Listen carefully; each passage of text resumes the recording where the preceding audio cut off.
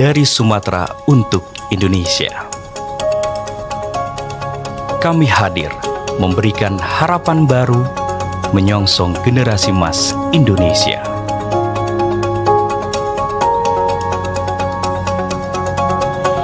Selamat datang di Institut Teknologi Sumatera.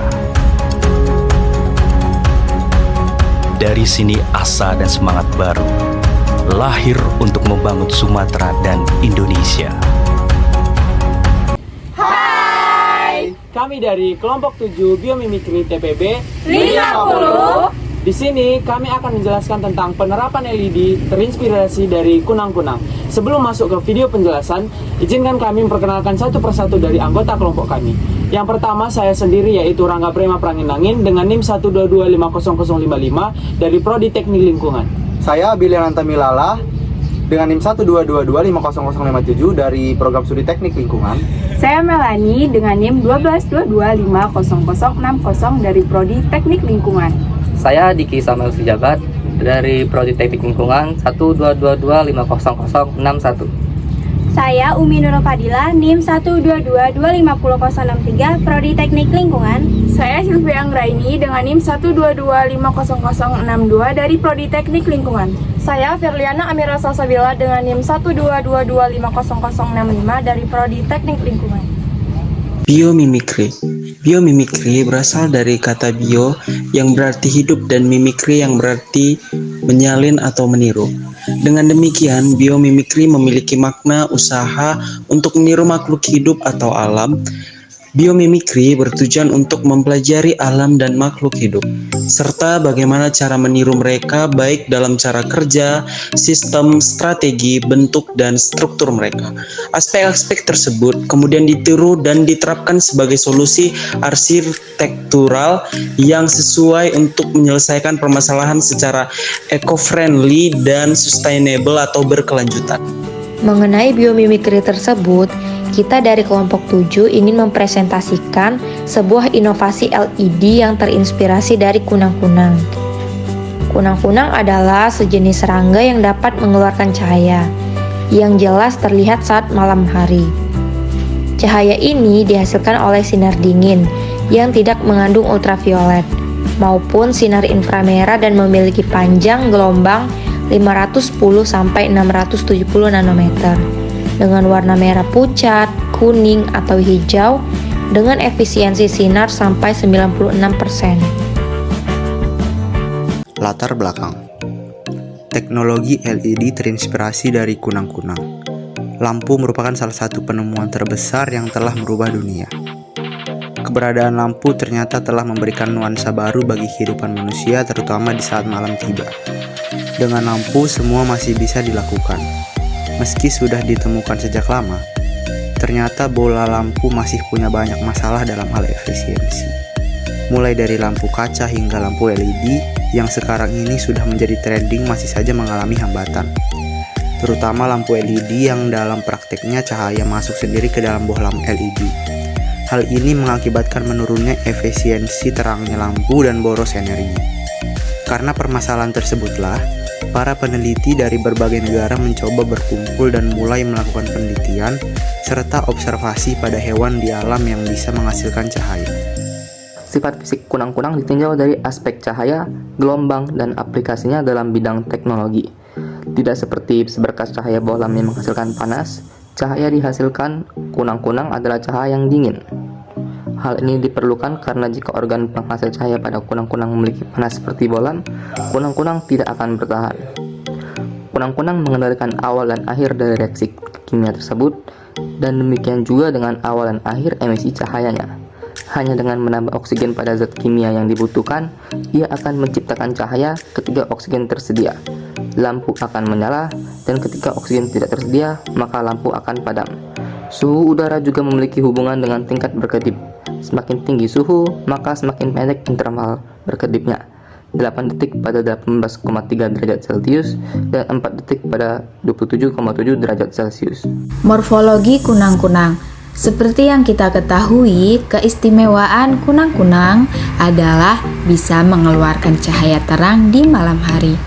Melalui penelitian itulah, para peneliti menemukan jika lampu di tubuh kunang-kunang memiliki eksoskeleton yang bergerigi dengan sisik yang menonjol, serta sebuah permukaan miring di dalamnya. Hal ini mencegah refleksi ke dalam dari lampu dan membuat semua cahaya lampu di tubuh kunang-kunang mengarah keluar. Hal ini diaplikasikan oleh seorang ilmuwan bernama Nicholas Andri dari University of Sherbrooke di Kanada dengan menggunakan laser untuk membuat tekstur serupa dari LED. Hal ini ternyata berhasil dan membuat lampu LED menjadi 1,5 kali lebih terang ketimbang sebelumnya dengan energi yang sama pula. Adapun prinsip kerja, yaitu kunang-kunang menyampaikan sinyal berupa dikitan untuk berkomunikasi dengan kunang-kunang lainnya atau untuk menyampaikan pesan adanya predator.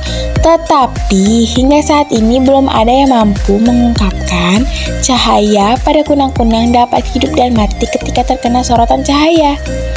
Durasi hidup mati cahaya pada kunang-kunang saat terkena sorotan bisa dalam durasi kurang dari 1 detik. Efisiensi cahaya yang keluar dari tubuh kunang-kunang mampu menghilami peneliti untuk mengembangkan semikonduktor organik yaitu OLED atau Organic Light Emitting Diode dari tubuh kunang-kunang. Cahaya kunang-kunang sangat efisien. Dari 96% hingga 100%, energinya benar-benar diubah menjadi cahaya. Keunggulan dan kekurangan alat. Keunggulan lampu LED. Lampu jenis LED memiliki beberapa kelebihan dan kekurangan. Kelebihan-kelebihan lampu jenis LED antara lain adalah hemat energi. Lampu jenis LED dapat memancarkan cahaya yang terang tanpa menggunakan terlalu banyak energi listrik. Tentunya hal ini sangat menguntungkan bagi kita. Konsumsi listrik yang diperlukan oleh lampu jenis ini lebih hemat sekitar 80 hingga 90% jika dibandingkan dengan jenis lampu yang lain. Menggunakan lampu jenis ini menjadi lebih hemat energi. Yang kedua yaitu lampu yang awet dan tahan lama. Lampu jenis LED terkenal dengan keawetannya.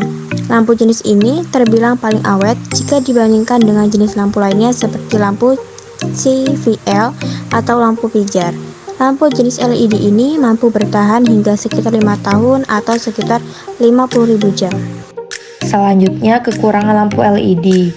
Yang pertama, harga relatif mahal jika Anda membandingkan lampu jenis LED dengan lampu jenis lain. Tentunya Anda dapat menyimpulkan bahwa harga lampu LED relatif lebih mahal. Akan tetapi tentunya harga lampu ini sesuai dengan kualitas yang ditawarkan. Dengan membeli lampu jenis LED yang cukup mahal, Anda bisa mendapatkan lampu yang hemat energi dan juga lebih tahan lama. Yang kedua, tidak dapat digunakan untuk pemanas. Lampu jenis LED memiliki temperatur yang lebih dingin. Selain itu, lampu jenis LED ini tidak menghasilkan sinar ultraviolet atau sinar UV, sehingga tidak memancarkan panas yang cukup. Oleh karena itu, penggunaan lampu jenis LED tidak disarankan untuk digunakan beternak ayam, karena dalam beternak ayam memerlukan lampu pijar yang lebih panas dan terdapat sinar UV. Nah, kesimpulan yang kita dapat dari biomimikri ini, yaitu gagasan ini melibatkan kaum intelektual seperti ahli biokimia dan para ilmuwan lainnya yang mengerti tentang bagaimana pembuatan lampu LED dari kunang-kunang. Selain itu juga membutuhkan partisipasi masyarakat untuk mengembangbiakan dan melestarikan kunang-kunang.